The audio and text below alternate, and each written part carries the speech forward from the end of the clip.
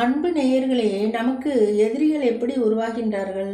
நாம் நம் குடும்பத்தை நன்றாக கவனித்து கொண்டும் கடமைகளை செய்து கொண்டும் நாம் உண்டு நம் வேலை உண்டு என்று வாழ்ந்து விடுவோம்.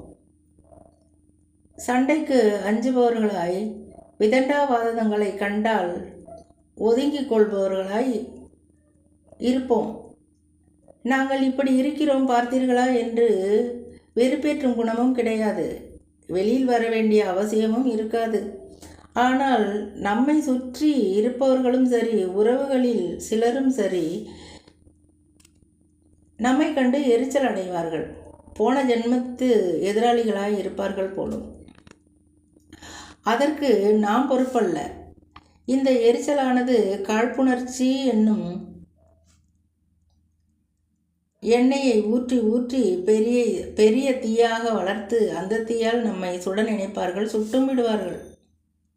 பின்னாளில் அவர்களுக்கே அது பெரிய அளவில் போகும் என்பதை அறிய மாட்டார்கள். மட்டமான மனிதர்கள் நம்மை சுற்றி இருந்தால் அவர்கள் வாயிலிருந்து என்ன வார்த்தைகள் வரும்? அது அவர்களுக்கு சர்வசாதாரணம், நமக்கோ அராதரணம். சில உறவுகள் வருவார்கள், வந்தோமா இருந்தோமா என்று இல்லாமல், என்ன இப்படி கவனிக்கிறார் உன் கணவர் என்று ஒருவர் சொல்வார்.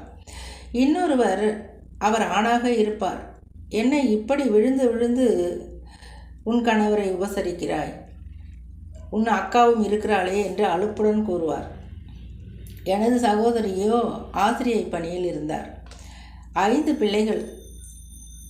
இவருக்கும் சேர்த்து அத்தனை பேருக்கும் காலையில் சிற்றுண்டி முதல் மதிய சாப்பாடு வரையில் செய்து அனைவருக்கும் டப்பாவில் அடைத்து வைத்துவிட்டு அறக்க பறக்க ஓடுவார். மாலை வந்தவுடனும் அத்தனை வேலை அவருக்கு. இவரோ ஒரு துரும்பை கூட எடுத்து போடவே மாட்டார். இவர்தான் எனது சகோதரியை குறை கூறுவது. இன்னொரு உறவோ, உங்கள் இருவருக்கும் தெய்வம்தான் போட்ட முடிச்சு, அதான் இப்படி இருக்கு என்று சொல்வார். அவருக்கும் தெய்வம் தானே போட்டிருக்கும். உறவுகள் மத்தியில் இப்படி என்றால் அக்கம் பக்கத்தாரை பற்றி சொல்லவே வேண்டாம்.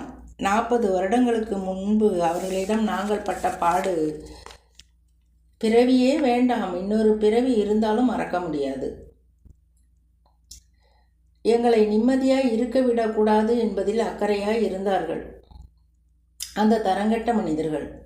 துர்கா நகர் இத்தனை அழகாக இருக்கிறதே என்று வீடு கட்டி வாழ வந்தால் இத்தனை தொல்லைகளும் துன்பங்களும். ஆனாலும் அன்னை அவர்களை அடக்கி எல்லையை விட்டே அனுப்பினார். நாங்கள் வீட்டை விற்றுவிட வேண்டும், துர்கா நகரை விட்டு அகல வேண்டும் என்று கங்கணம் கட்டியவர்களை அன்னைதான் அவர்களை விற்றுவிட்டு ஓட வைத்தாள். அதன் பின்பு அந்த வீடுகளை வாங்கி வந்தவர்கள்தான் தாயாய் பிள்ளையாய் மாறினார்கள். இன்று வரையில் அப்படித்தான் இருக்கிறோம். அப்படியும் அதில் ஒரு சிலர், என்ன இப்படி கலைகள் உங்களிடம் கொட்டி கிடக்கின்றது, உங்கள் அனைவரிடமும் என்று வேற சொல்லுவார்.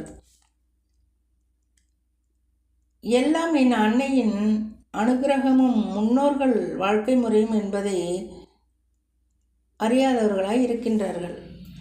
இறைவன் படைப்பில் எல்லோருக்கும் எல்லாமும் கிடைத்தா விடுகின்றது. இறைவன் நமக்கு கொடுத்திருக்கிறாரோ, எதை கொடுத்திருக்கிறாரோ அதை ஏற்று இதையாவது எனக்கு கொடுத்தாயே இறைவா என்று கடவுளுக்கு எப்பொழுதும் கடமைப்பட்டவர்களாய் வாழ்ந்துவிட்டால் என்ன அன்பு நேயர்களே? இந்த கேள்வியை அவர்களிடம் கேட்டால் என்ன பதில் வரும்? இதற்கும் என் அன்னைதான் பதில் சொல்ல வேண்டும். ஏனென்றால் அவர்களால் பதில் சொல்ல முடியாது. அடுத்து யாரை கெடுக்கலாம் என்ற எண்ணத்தில் இருப்பவர்கள். ஆனாலும்